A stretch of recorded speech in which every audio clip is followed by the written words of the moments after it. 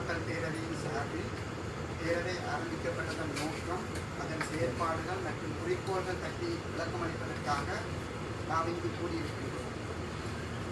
எந்த ஒரு ஒடுக்கப்பட்ட மக்களுக்காகவும் மனிதத்தன்மையுடன் குரல் கொடுக்கும் நல்மனிதர்கள் இந்நிகழ்வை இங்கு ஒழுங்கமைத்தமைக்கு தமிழ் மக்கள் பேரவை சார்பிலும் தமிழ் மக்கள் சார்பிலும் நமது நன்றிகள் தெரிவித்துக் கொள்கின்றோம்.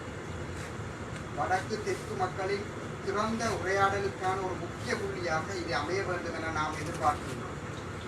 எந்த ஒரு பிரச்சனையையும் தீர்க்க வேண்டுமெனில் நாம் அந்த பிரச்சனையின் அடிப்படையை புரிந்து கொள்ள வேண்டும். பிரச்சனை இருப்பதையும் ஏற்றுக்கொள்ள வேண்டும். பிரச்சனை குறித்த தரவுகளை உண்மையுடன் உரையாட வேண்டும். அதிலிருந்தே பிரச்சனையின் தீர்வுக்கான ஆரம்ப படிகள் ஆரம்பமாகின்றன. மாறாக பிரச்சனையின் மூலத்தையும் தன்மையையும் பிரச்சனையால் ஏற்பட்ட பாதிப்பையும் அதற்கான நீதியான தீர்வு எது என்பவற்றையெல்லாம் மறைத்து வெறுமனே மேம்போக்கான முறையில் பிரச்சனையை அணுகுவது ஒருபோதும் பிரச்சனைக்கான சரியான தீர்வை கொண்டு வரப்போவதில்லை. இதற்கு அப்பால் தார்மீக ரீதியிலும் சரி, தந்திரோபாய ரீதியிலும் சரி, அது தவறான ஒரு செயற்பாடாகும். அப்படியாக உண்மைகளை மறைப்பது மேலும் மேலும் பிரச்சனைக்குரிய இரு பகுதியினருக்கும் இடையிலான நம்பிக்கை இனத்தையே அதிகரிக்குமே தவிர ஒருபோதும் நீண்டகால அடிப்படையில் ஒரு நிரந்தரமான தீர்வை பெற்றுத்தரார். உண்மைகளை நேர்மையுடன் பேசுவோம். அந்த உண்மைகளை செவிமடுக்க மனிதர்கள் இருக்கின்றார்கள் என்ற உறுதியான நம்பிக்கையிலேயே நாம் இன்று உங்கள் முன் வந்திருக்கின்றோம். தமிழ் மக்கள் பேரவையின் தோற்றம். இலங்கை தீவில் கடந்த 7 தசாப்தங்களுக்கு மேலாக இன முரண்பாடு கூர்மையடைந்திருப்பதை அனைவரும் ஏற்றுக்கொள்வீர்கள். யுத்தத்திற்கு பின்னரான சூழலில் இந்த இன முரண்பாடானது மக்கள் பங்களிப்புடனான கலந்துரையாடல்கள் இல்லாது வடக்கிலும் சரி தெற்கிலும் சரி ஒருவனை தேர்தல் வெற்றியை குறியாக கொண்ட அரசியல்வாதிகளாலும் துரதிருஷ்டவசமாக சில ஊடகங்களாலும் பிழையான திசையில் கொண்டு செல்லப்பட்டு வருகின்றன. சுய லாபங்களையும் தேர்தல் வெற்றிகளையும் குறியாக கொண்டிராது மக்களின் நலனை கருத்தில் கொண்ட மக்கள் மயப்படுத்தப்பட்ட ஒரு தளத்தில் தூர நோக்குடன் இயங்குவதன் மூலமாகத்தான் ஒடுக்கப்பட்ட மக்களுக்கான உண்மையான நீதியை பெற்றுக்கொள்ள முடியும் என நாம் திடமாக நம்பியதன் ஒரு வெளிப்பாடுதான் இந்த தமிழ் மக்கள் பேரவையின் தோற்றம். தமிழ் மக்கள் பேரவை ஓரிரு இரவில் திடீரென தோற்றம் பெற்ற ஒரு அமைப்பு அல்ல. வருடக்கணக்கிலான, குறிப்பாக சொன்னால் ஏறத்தாழ 4 வருட கலந்துரையாடல்கள், கருத்து பரிமாற்றங்கள், கருத்துருவாக்கங்களின் விளைவாக கடந்த வருட இறுதியில் தோற்றம் பெற்றதே தமிழ் மக்கள் பேரவை. ஆயுத மோதல்கள் 2009 முடிவுக்கு கொண்டு வரப்பட்ட போது அத்தோடு தமிழர்களின் பிரச்சனை தீர்ந்து விட்டதாக அல்லது இந்த இலங்கை தீவின் இனப்பிரச்சனை தீர்ந்து விட்டதாக அர்த்தம் கற்பிக்கப்பட்டது. உண்மையில் இலங்கை தீவில் ஆயுத மோதல் என்பது இனப்பிரச்சனையின் விளைவுகளில் ஒன்றே தவிர மூல பிரச்சனை அதுவல்ல. போரினால் அழிந்து போன வீதிகளும் புகையிரத பாதைகளும் மீள கட்டமைக்கப்பட்ட போது தமிழர்களுக்கு இனி பிரச்சனையே இல்லை என பலவாறான பிரச்சாரங்கள் முன்னெடுக்கப்பட்டு அதுவே உண்மை என நம்ப வைக்கும் செயற்பாடுகள் முன்னெடுக்கப்பட்டன. தமிழர்கள் மீதான யுத்தம் மிக பயங்கரமான அழிவுகளுடன் முடிவுக்கு கொண்டு வரப்பட்டதை தொடர்ந்து எமது மக்களின் அரசியல் இருப்பினதும் எதிர்காலம் மிகப்பெரிய ஒரு கேள்விக்குறியாக, ஒரு வெற்றிடமாக தென்பட்டது. தமிழர்களின் நீதிக்கான பயணத்தின் மிக தீர்க்கமான இந்த காலப்பகுதி இப்படியாக ஒரு தெளிவற்ற ஒரு வெற்றிடமான நிலையில் தொடர்ந்து இருப்பதன் ஆபத்தை நாம் உணர்ந்து கொண்டோம். இவ்வெற்றிடம் தேர்தல் மைய அரசியலினால் ஒருபோதும் நிரப்பப்பட மாட்டார். அப்படி தேர்தல் மைய அரசியலினால் நிரப்பப்படவும் கூடாது எனும் நோக்கோடு வடக்கு கிழக்கில் வாழும் சமூக மனித உரிமை செயற்பாட்டாளர்கள், சிவில் சமூக பிரதிநிதிகள், துறைசார் நிபுணர்கள், சமூக மத பெரியவர்கள் இணைந்து நடாத்திய தொடர் கலந்துரையாடல்களும் ஆயுத மோதல்களின் முடிவிற்கு பின்னரான தமிழர் அரசியல் போக்கில் நாம் பெற்ற பட்டறிவுமே இப்படியான ஒரு மக்கள் மயப்படுத்தப்பட்ட அமைப்பின் தேவையை வெளிப்படுத்தி நின்றது. அதன் வழி உருவானதுதான் தமிழ் மக்கள் பேரவை. இதன் பிரகாரம் தமிழர்களின் அடிப்படை கோரிக்கைகள், அபிலாஷைகள் மற்றும் அவர்களுக்கான நியாயமான நீதி பெறும் வழிமுறைகளில் ஒருமித்த கருத்துடையவர்கள் முதற்கட்டமாக இணைந்து கடந்த வருட இறுதியில் தமிழ் மக்கள் பேரவை அங்குரார்ப்பணம் செய்யப்பட்டது. தமிழ் மக்கள் பேரவை தயாரித்த மக்கள் பங்களிப்புடனான தீர்வு வரைவு மக்களின் அபிலாஷைகளையும் மக்களின் பங்களிப்பையும் முதன்மைப்படுத்தி தமிழ் மக்கள் பேரவை தனது செயற்பாடுகளை ஆரம்பித்திருந்தது. குறிப்பாக இலங்கை தீவில் குறையோடி போயுள்ள இனப்பிரச்சனைக்கு யதார்த்தபூர்வமான நடைமுறையில் அனைவராலும் ஏற்றுக்கொள்ளக்கூடிய சர்வதேச தளத்தில் பல்வேறு அரசியலமைப்பு திட்டங்களை உசாத்துணையாக கொண்டு ஒரு தீர்வினை மக்களின் பங்களிப்புடன் வரைவது எனும் முதல் இலக்குடன் நாம் எமது பயணத்தை ஆரம்பித்திருந்தோம். நடைமுறை நிர்பந்தங்களை செயற்கையாக உருவாக்கி அதன் மூலம் மக்களுக்கு விருப்பமின்றிய பொருத்தமற்ற தீர்வுகளை சூழ்நிலை அழுத்தங்களின் பெயரால் திணிப்பது எந்த வகையிலும் நியாயமாகாது என்பதில் நாம் மிக தெளிவாக இருக்கின்றோம். எனவே உள்நாட்டு மற்றும் சர்வதேச துறைசார் நிபுணர்களின் பங்களிப்புடன் இலங்கை தீவின் இனப்பிரச்சனைக்கு உகந்ததான ஒரு அரசியல் தீர்வு வரைவை நாம் உருவாக்கி வடக்கு கிழக்கெங்கிலும் நடந்த மக்கள் கலந்துரையாடல்களில் அதை முன்வைத்து அதனை மேலும் செழுமைப்படுத்தினோம். இலங்கையில் இருக்கும் எந்த ஒரு இனக்குழுமத்துக்கும் பாதிப்பில்லாத அந்த தீர்வு வரைவை ஸ்ரீலங்கா அரசாங்கம் நியமித்திருந்த அரசியலமைப்புக்கான மக்கள் கலந்தாய்வு குழுவினரிடமும் சமர்ப்பித்து புதிய அரசியலமைப்பின் உருவாக்கத்தில் ஆக்கபூர்வமான பங்களிப்பையும் உமது ஈடுபாட்டையும் வெளிப்படுத்தி நின்றோம். வடகிழக்கெங்கும் நிகழ்ந்த பரந்த மக்கள் ஆலோசனைகளின் பின்னர் சமர்ப்பிக்கப்பட்ட தமிழ் மக்கள் பேரவையின் தீர்வு திட்ட வரைவு இலங்கையின் இன முரண்பாட்டு வரலாற்றில் உற்று முழுதும் மக்கள் பங்களிப்புடன் உருவான ஒரு அரசியல் தீர்வு திட்ட வரைவு முன்வைக்கப்பட்ட முதல் முறையாகும். இந்த தீர்வு வரைவு மற்றும் இலங்கை அரசியலமைப்பு நாகரிக உலகில் நடைமுறையில் உள்ள அரசியலமைப்பு முறைமைகள் பற்றிய விழிப்புணர்வு கருத்தரங்குகளையும் நாம் வடக்கு கிழக்கெங்கும் பரவலாக நடத்தி இருக்கின்றோம், இன்னும் நடத்தி வருகின்றோம். எழுக தமிழ். செயற்கையாக கட்டமைக்கப்பட்ட சூழ்நிலைகளாலும் நிர்பந்தங்களாலும் அழுத்தங்களினாலும் தமிழ் மக்களின் அபிலாஷைகளும் கோரிக்கைகளும் பிழையாக மொழிபெயர்க்கப்படுவதாலும் நமது மக்களின் நீதிக்கான பயணம் மழுங்கடிக்கப்படக்கூடும் என்னும் நிலையொன்று அண்மை காலமாக வெளிப்பட்டிருந்தது. இவற்றை தடுப்பதற்காகவும் கேள்விக்குட்படுத்துவதற்காகவும் மக்களுக்கானதும் ஒடுக்கப்பட்ட மக்களின் நலனில் அக்கறை கொண்டுள்ள அனைத்து நட்பு சக்திகளுக்குமானதுமான விழிப்புணர்வு செயற்பாடு ஒன்று நடத்த வேண்டிய தேவைப்பாடு எழுந்திருந்தது. வடக்கு கிழக்கு பிரதேசங்களில் வலிந்த சிங்களமயமாக்கல், சிங்கள பௌத்தமயமாக்கல், தொடர்ந்த இராணுவமயமாக்கலும் அதன் விளைவுகளும் தமிழ் மக்கள் தம் மீது இழைக்கப்பட்ட குற்றங்களுக்காக கூறுகின்ற நீதி பொறிமுறை, வலிந்து காணாமல் ஆக்கப்பட்டோருக்கான நீதி, தமிழ் மக்கள் மீது தொடர்ந்து கட்டவிழ்த்து விடப்பட்டு வரும் பயங்கரவாத தடை சட்டமும் அரசியல் கைதிகளின் நிலையும், வடகிழக்கின் வளங்கள் அத்துமீறி சூறையாடப்படுதலும், தமிழரின் பொருளாதாரம் தொடர்ந்தும் தங்குநிலை பொருளாதாரமாக பேணப்பட்டு வருகின்றமை, தமிழர்களின் நியாயமான அபிலாஷைகளை உலகிற்கு வலியுறுத்தல் ஆகிய நோக்கங்களை முன்னிலைப்படுத்தி ஒரு மக்கள் அணி திரள் ஒன்றின் மூலம் நமது பிரச்சனைகள் இன்னும் தீர்க்கப்படவில்லை, எமக்கான நீதி இன்னும் கிடைக்கவில்லை என மனிதநேயம் உள்ளவர்களை நோக்கி குரல் எழுப்பும் நோக்குடன் கடந்த செப்டம்பர் மாதம் 24ஆம் தேதி யாழ் நகரில் தமிழர்கள் திரண்டு எழுக தமிழ் எனும் பேரணியை நடத்தினார்கள். அதன் போது எடுக்கப்பட்ட பிரகடனம், முதலமைச்சர் ஆற்றிய உரை என்பன மக்களின் பிரச்சனைகளை வெளிப்படையாக முன்வைத்தே நடாத்தப்பட்டன. எனவே இனப்பிரச்சனை குறித்த சகல விடயங்களை பற்றியும் நாம் வெளிப்படையாக உரையாற்ற தொடங்குவோம். உணர்ச்சி பூர்வ அரசியலை விடுத்து அர்த்தமற்ற சந்தேகங்களை போக்கி யதார்த்தபூர்வமான பாதையில் நடப்போம் எனும் கோரிக்கையை முன்வைத்து நாம் முன்னெடுப்பை தொடங்கியுள்ளோம். எனவேதான் சற்றே தாமதமான முயற்சியெனினும் நாம் ஒரு மக்கள் அமைப்பாக உங்களுடன் உரையாடலை தொடங்குகின்றோம். தேவையற்ற சந்தேகங்களை போக்கி அமைதியுடனும் கௌரவத்துடனும் வாழ்வோம் எனும் கோரிக்கையுடன் உங்கள் முன் வந்து நிற்கின்றோம். இதை ஆக்கபூர்வமான ஒரு நல்லெண்ண முன்னெடுப்பாக கருதி அனைவரும் இச்செயற்பாட்டில் கைகோர்ப்பீர்கள் என்ற நம்பிக்கை நமக்கு உண்டு.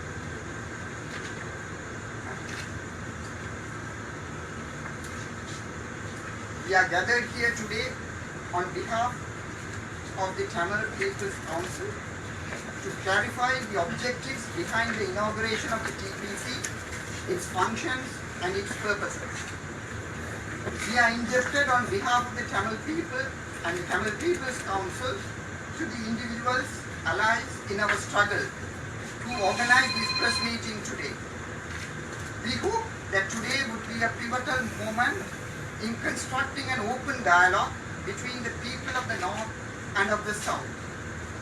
We believe that the answer to any problem lies in understanding the basis of the question, acknowledging the existence of the problem in question, and honestly and forthrightly discussing the question in hand. These, we believe, are bases to solving any problem. However, we would like to stress that obfuscating through a superficial approach the source and the nature of the problem and the consequences arising out of it, and concealing the just solution to the problem at hand, is an approach that will most likely produce an undesired result. It is also morally wrong and strategically unwise. Concealing these truths will only serve to sow more seeds of discord and distrust between communities and hamper any hope of a permanent solution. Let us speak honestly. We are present here today with the firm belief that there are individuals who will listen to our truths. The launch of the Tamil People's Council. We can all agree that the national question of the past 7 decades has only become more acute with time.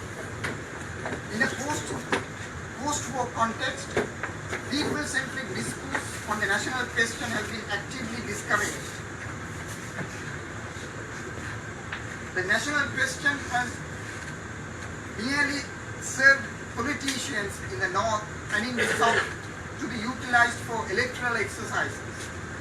Sadly, certain sections of the Fourth Estate too have contributed to these malaise. The Tamil People's Council is a manifestation of our firm belief that it is only through a mass, people-based movement with a long-term vision, with no narrow and selfish electoral objective, that a just and lasting solution could be achieved. The Tamil People's Council is a result of approximately 4 years of discussions and discourse. The idea for the TPC was actually mooted several years ago. In 2009, when the armed conflict came to an end, it was interpreted that our question, the national question, has been solved. The armed conflict was merely a manifestation of the national question and not basis for the ethnic conflict by itself.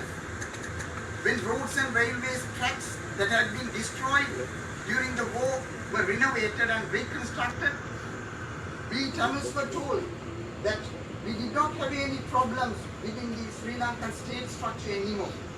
Efforts were made to portray Sri Lanka as a post-conflict country.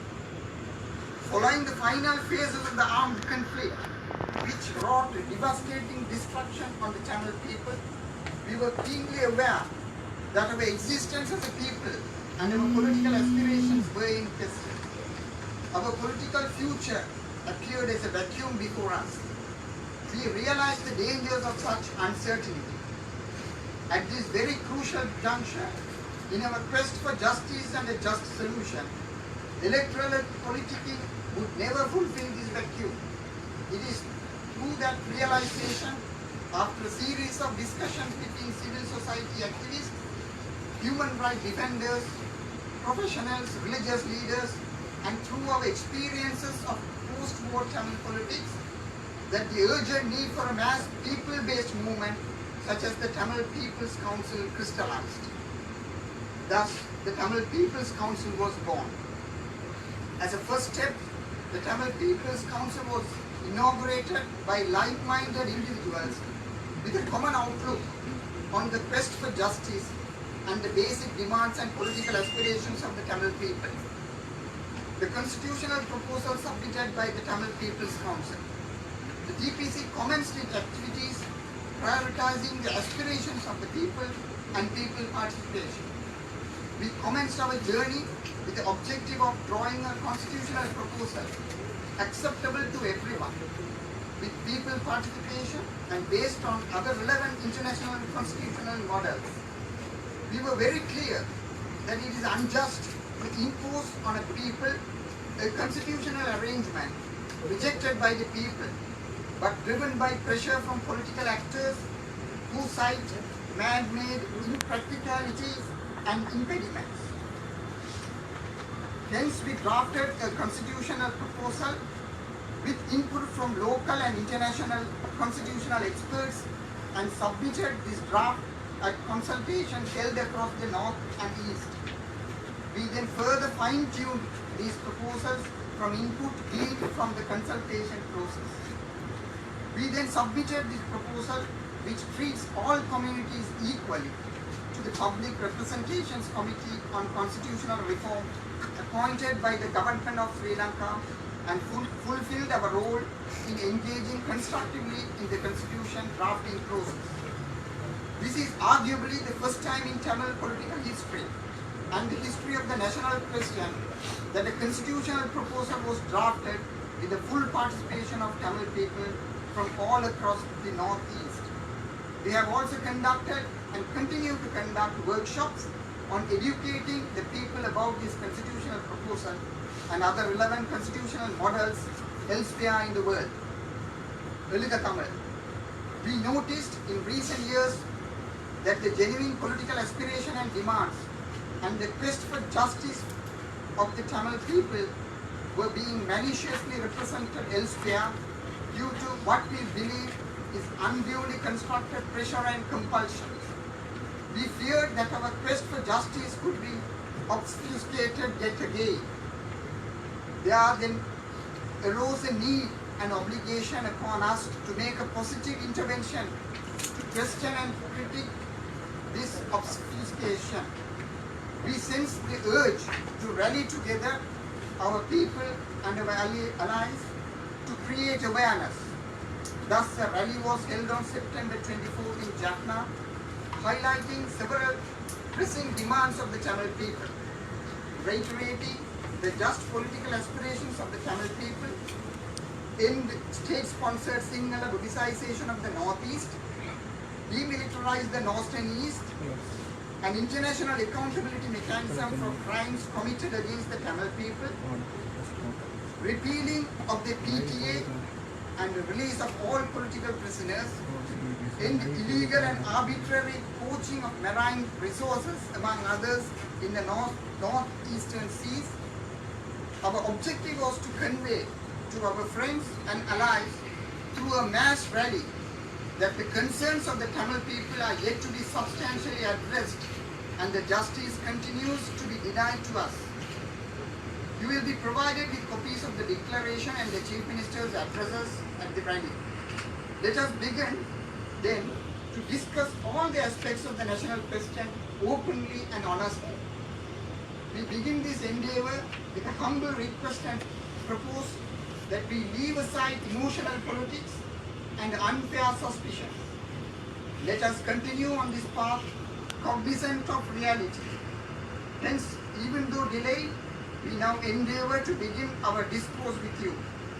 We strive to live with dignity and respect and without unfair suspicion.